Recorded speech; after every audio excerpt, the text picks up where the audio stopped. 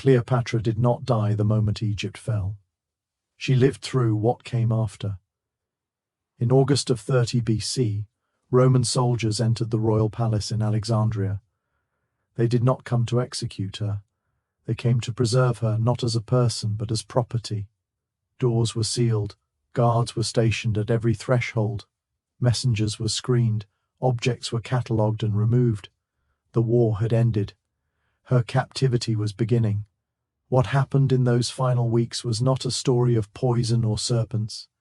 It was a process, calculated, systematic, and designed to achieve something far more complete than death. This is what they actually did. When Octavian's forces entered Alexandria on August 1st, 30 BC, the city surrendered without siege. No walls were breached, no fires were set.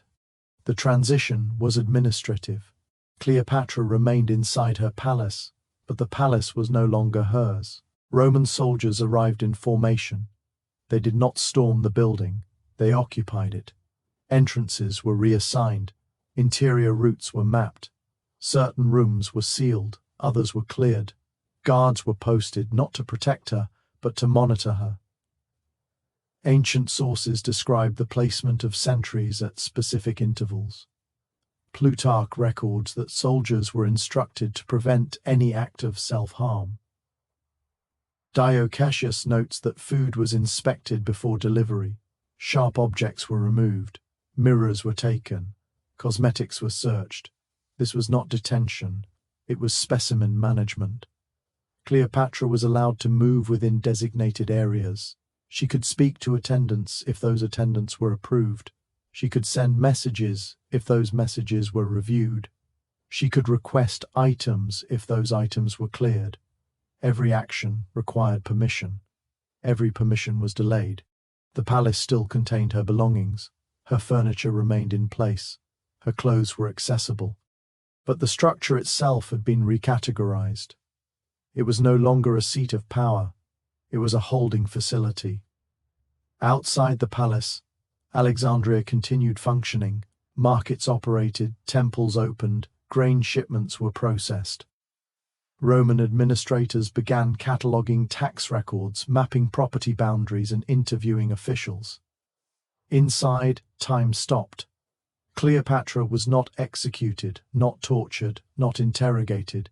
She was maintained. Days passed without resolution. Cleopatra sent requests to meet with Octavian. Those requests were acknowledged but not answered. Letters were delivered but responses were delayed. Proposals were submitted but decisions were postponed. Roman administration did not reject her outright. It processed her slowly. This delay was not accidental. Roman power operated through procedural control. Outcomes were determined not by refusal but by the management of time. Every unanswered message reinforced a single reality. She could no longer initiate action. Her daily routine became structured by absence. Meals arrived but at irregular intervals. Attendants were present but rotated without pattern. Requests were logged but fulfillment was suspended. The palace itself became a map of restriction. Certain corridors were accessible, others were closed. Some rooms remained furnished, others were emptied. The layout she had known for years was reorganized into zones of permission. This was not imprisonment in the traditional sense. It was spatial redefinition. Cleopatra had governed Egypt for 21 years. She had negotiated with Julius Caesar, commanded naval fleets, and managed an empire that stretched from Syria to Cyrenaic. She spoke 9 languages. She had overseen diplomatic summits, religious ceremonies, and military campaigns. None of that knowledge applied to her current situation. She could not negotiate with guards who were following orders, could not command soldiers who were not under her authority. She could not leverage relationships that no longer existed. Every tool she had used to maintain power, persuasion, alliance, strategic delay, financial leverage, had been removed from the equation. What remained was her physical presence, and Rome had calculated the exact value of that presence. While Cleopatra remained under guard, Rome was already rewriting her identity.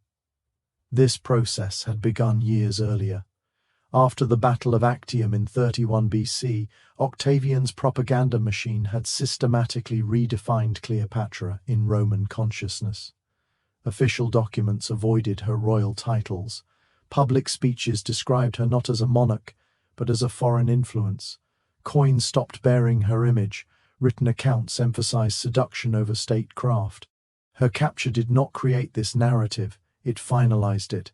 For Roman audiences, Cleopatra was no longer the pharaoh of Egypt, the descendant of Ptolemy, or the co-regent who had stabilized a fractured dynasty. She was an enemy of the state, documented, verified, and soon to be displayed. Roman law required physical evidence for a triumph. Victory was not declared. It was demonstrated. Enemies were presented in sequence. First their weapons, then their treasures, then their leaders. Cleopatra was being preserved to that sequence. But the process required more than her survival. It required her transformation from ruler to exhibit. This transformation happened through language. Roman officials stopped addressing her by title. Messages referred to her as the Egyptian, or the woman. Diplomatic protocols that had once governed interactions with foreign monarchs were replaced with instructions for handling captives.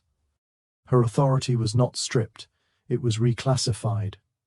Inside the palace, this reclassification had physical consequences. Items associated with royal functio were removed first. Seals were confiscated. Ceremonial objects were catalogued. Official correspondence was collected. Anything that indicated administrative power was separated from her quarters. What remained were personal effects, but even these were sorted. Jewelry was inventoried. Cosmetics were examined. Clothing was inspected. The distinction between personal property and state assets was being determined by Roman assessors. Cleopatra was present during this process. She could observe the categorization of her own belongings, but she could not contest it. On August 3rd, 30 BC, 2 days after the occupation began, Cleopatra was granted an audience with Octavian. This was not a negotiation, it was an inspection. The meeting took place inside her own palace, but the room had been cleared by Roman soldiers. Guards stood at every entrance. The furniture had been rearranged. The space she had controlled for 2 decades was now configured for Roman purposes. Octavian entered with scribes, not advisors, scribes. The meeting was being documented. Ancient sources provide fragments of what was discussed. Cleopatra reportedly attempted to justify her alliance with Mark Antony. She presented financial records. She offered access to royal treasuries. She proposed terms for her children's safety. Octavian listened. He did not refuse her requests. He did not accept them. He acknowledged them. Then he left. The meeting lasted less than an hour. No agreements were formalized. No promises were made. No timeline was established. But the meeting served a function. It confirmed that Cleopatra still believed negotiation was possible. And that belief was useful to Rome because it meant she would continue behaving as though outcomes were still undecided. As long as she believed resolution was pending, she would remain compliant. She would not attempt to escape. She would not organize our assistance. She would wait. And waiting was exactly what Rome needed her to do, because every day she waited was another day Rome could prepare the triumph. After the meeting, Plutarch records that Cleopatra believed she had made progress. She thought Octavian had shown clemency. She interpreted his restraint as flexibility. But Octavian's restraint was not clemency. It was Yuling. He had already determined her fate. He simply had not disclosed the timeline. Cleopatra's position had never rested solely on her own authority. It rested on succession. Her eldest son, Caesarion, publicly acknowledged as the biological child of Julius Caesar, represented a problem Rome could not parade. His existence complicated Octavian's narrative. If Julius Caesar had a legitimate heir, Octavian's claim to Caesar's legacy became disputable. A living son with royal and Roman lineage created a potential rallying point for opposition. Caesarion was 17 years old in 30 BC. He was sent away from Alexandria before the city fell, evacuated south toward the Red Sea with instructions to reach India if necessary. But he was recalled. Sources conflict on whether he returned voluntarily or was intercepted. What is certain, he was executed shortly after. The method is not recorded in detail. The decision was Octavian's advisor Arius is quoted by Plutarch. Too many Caesars is not good. Caesarion was removed from the equation. The other children were not. Cleopatra had 3 younger children with Mark Antony. Alexander Helios, age 10, Cleopatra Selene, age 10, and Tommy Philadelphia, age 6. They were taken into Roman custody alive, not as prisoners in the traditional sense. They were reassigned. Roman practice did not automatically execute the children of defeated enemies. It absorbed them. They were transported to Rome, placed in households, and raised under Roman supervision. Cleopatra Selene would later be ed to Juba II, the Roman-appointed king of Mauritania. She would govern as queen, mint coins with her image, and produce heirs who would integrate into Roman imperial lineage. But that future was not presented to Cleopatra as reassurance. It was presented as removal. Her children would survive, but not as Egyptians, not as Tommies, not as heirs to her dynasty. They would continue as Roman assets. For Cleopatra, this clarified the terms of her situation. Rome did not need to kill her children to neutralize them. It only needed to relocate them. And once they were relocated, her leverage disappeared. She could not negotiate for their safety. They were already secure. She could not bargain for their release. They were already being processed. She could not protect their future, because that future was now being determined by Rome. This was not a threat. It was inventory redistribution. The separation happened gradually. First, the children were moved to different quarters within the palace. Then they were assigned Roman attendants. Then their daily schedules were restructured. Then they were taught Latin. Cleopatra was permitted to see them, but only at designated times. And those times became less frequent, not as punishment as transition. The children were being prepared for transport. They needed to be detached from Egyptian identity before they could be integrated into Roman society. That detachment required the removal of maternal influence. So visits were reduced, then supervised, then discontinued. By the time Cleopatra died, her children had already been relocated to a separate facility. They were not present when she died. They were already Roman property. Octavian's intention was clear from the moment Alexandria fell. Cleopatra would be brought to Rome alive, displayed, then archived. Roman triumphs followed strict procedural order. They were not celebrations. They were bureaucratic demonstrations of conquest. Every element was catalogued. Every participant had a designated position. The sequence was rigid. Magistrates and Senate members, trumpeters, carts carrying spoils, visual representations of conquered territories, sacrificial animals, captive leaders in chains, the victorious general, and the army. Cleopatra would have walked in position 6, not immediately, not first, last among the captives, after lesser officials, after symbolic figures, after anyone who could be presented as subordinate to her. The delay between positions was intentional. It allowed crowds to process each element. It created anticipation. It extended the duration of humiliation. Roman triumphs could last hours. Cleopatra would have spent that entire time walking through the streets, restrained, visible, and helpless. The route was predetermined from the Campus Martius through the Circus Maximus past the Forum, up to the Temple of Jupiter on the Capitoline Hill. Every step would have been witnessed, every witness would have been Roman.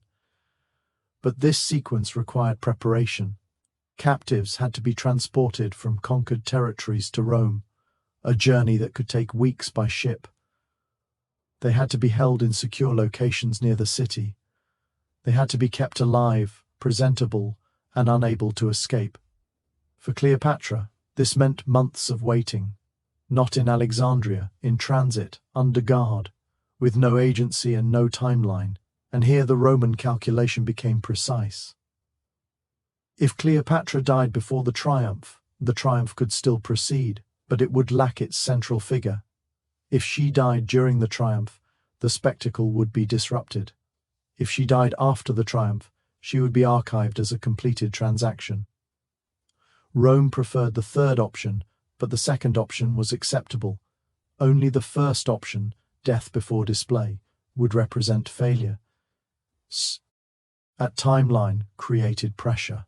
Every day, Cleopatra remained alive and uncaptured, extended the risk that she would find a way to exit the process on her own terms. And Octavian knew she was calculating the same timeline, so Octavian accelerated the preparations. Ships were commissioned, transport schedules were drafted, holding facilities in Rome were inspected. The triumph was tentatively set for the following year.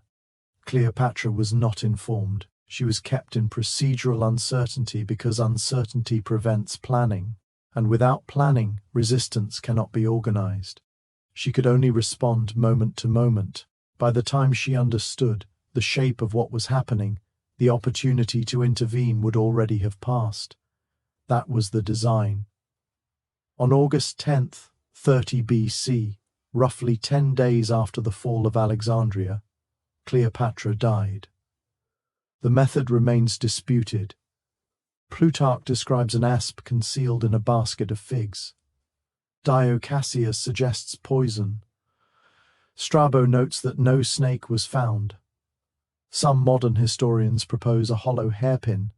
Others suggest assistance from guards. The mechanism is uncertain. The context is not. Cleopatra died before she could be transported to Rome, and Rome's response to that death reveals what her captivity had truly been designed to accomplish. When Octavian was informed, he did not cancel the triumph. He did not delay it. He simply adjusted the presentation. On August 13, 29 BC, nearly 1 year after Cleopatra's death, Octavian celebrated his triple triumph in Rome. The first honored his victories in Illyricum, the second commemorated Actium, the third marked the conquest of Egypt. For the Egyptian triumph, Cleopatra appeared not as a person but as an image. Plutarch records that a large effigy of Cleopatra was carried through the streets, depicting her reclining on a couch, an asp attached to her body. The representation was sufficient. Roman law did not require the physical presence of a defeated enemy, only verifiable evidence of defeat. The effigy satisfied that requirement, and it offered additional advantages. A living Cleopatra could resist. She could refuse to walk. She could speak to the crowd. She could create unpredictability. An image could not. It was controllable, predictable, repeatable. But the effigy did not stand alone. Beside it walked Cleopatra's 3 surviving children, Alexander Helios, Cleopatra Selene, and Ptolemy Philadelphus, approximately 11 and 7 years old, paraded through Rome in chains while a statue of their mother followed behind them.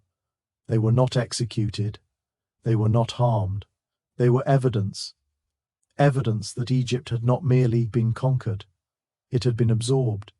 And this absorption did not require Cleopatra's cooperation. It required her absence. The crowd witnessed a carefully constructed narrative. The effigy showed Cleopatra in death, defeated, dramatic, contained. The children showed Egypt's future, Roman, manageable, integrated. Together they conveyed a single message. The Ptolemaic dynasty was over, not annihilated, but concluded. After the triumph, the children were reassigned. They were placed in the household of Octavia, Octavian's sister, and Mark Antony's former wife. They were raised in Rome, educated in Latin, integrated into Roman social structures. Cleopatra Selene later married Juba II, a client king educated in Rome and installed as ruler of Mauritania. She became queen. She minted coins, she commissioned buildings, she governed a kingdom, but not Egypt. She did not restore the Ptolemaic line, she did not reclaim her mother's throne. Her survival was permitted, her inheritance was not. The two sons, Alexander Helios and Ptolemy Philadelphus, disappear from the historical record after childhood. No deaths recorded, no marriages noted, no offices held. They were absorbed into Roman society and erased from royal continuity. This was the final consequence of Cleopatra's captivity, not her death, the redirection of her legacy. Rome did not need to erase Cleopatra from history, it needed to decide which version of her would survive. And it did. For 2,000 years, the dominant image of Cleopatra has not been the multilingual diplomat who stabilized a collapsing state, not the administrator who managed famine relief and economic reform, not the ruler who commanded fleets and deployed 60 ships at Actium. It has been the seductress, the foreign threat, the tragic lover, the woman on the couch with the asp. That version was constructed in Rome, displayed in Rome, preserved through Roman sources, and Cleopatra was not present to contest it. Even her death was incorporated into the narrative. The asp, symbol of Egyptian royalty, was repurposed as the instrument of her destruction. The pharaoh of Egypt undone by her own emblem. The symbolism was too perfect to be accidental. Whether or not it was true became irrelevant. The story served Rome better than the truth ever could. It portrayed Cleopatra as theatrical, irrational, self-destructive. It reframed a calculated exit as a romantic gesture. And that reframing endured. Shakespeare immortalized the asp. Hollywood visualized it. Popular culture repeated it. The version of Cleopatra constructed in 29 BC remains dominant, not because it was accurate, but because it was controlled. Cleopatra's final weeks were not defined by drama. They were defined by process. Surveillance without interrogation, detention without charges, delay without resolution, time without agency. Roman soldiers did not torture her. They did not publicly humiliate her. They did not extract confessions. They removed her ability to determine, nay, outcomes. Once that ability was gone, her physical presence became irrelevant. She could live, and the triumph would proceed. She could die, and the triumph would proceed. The result was identical. That realization was the mechanism, not the poison, not the snake. The understanding that survival and erasure could coexist. Cleopatra ruled Egypt for 21 years. She outlasted sibling rivals, Roman civil wars, and shifting political alliances. She negotiated with Caesar, commanded Antony's fleet, stabilized a kingdom fracturing at every border. But in her final days, she could not negotiate, she could not command, she could not stabilize anything. She could only wait. And Rome had calculated precisely how long that waiting would last. Her children survived, her dynasty did not, her image endured, her authority did not. She was preserved in history, but only in the version Rome chose to archive. That version marched through a triumph she never attended. It was recorded in sources she could not correct, transmitted through centuries she could not influence. The woman who spoke 9 languages had no voice in her memory. The ruler who commanded fleets became an image on a cart. The strategist who negotiated with Caesar was rewritten as a seductress. And none of this required violence. It required substitution. Rome did not destroy Cleopatra. It replaced her with an image it could control, a narrative it could repeat, a legacy it could file away. History does not always eliminate its enemies through execution. Sometimes it archives them. If stories like this matter to you, if you want to examine the parts of history that were never meant to be questioned, subscribe to Curious Historians. There is more waiting inside.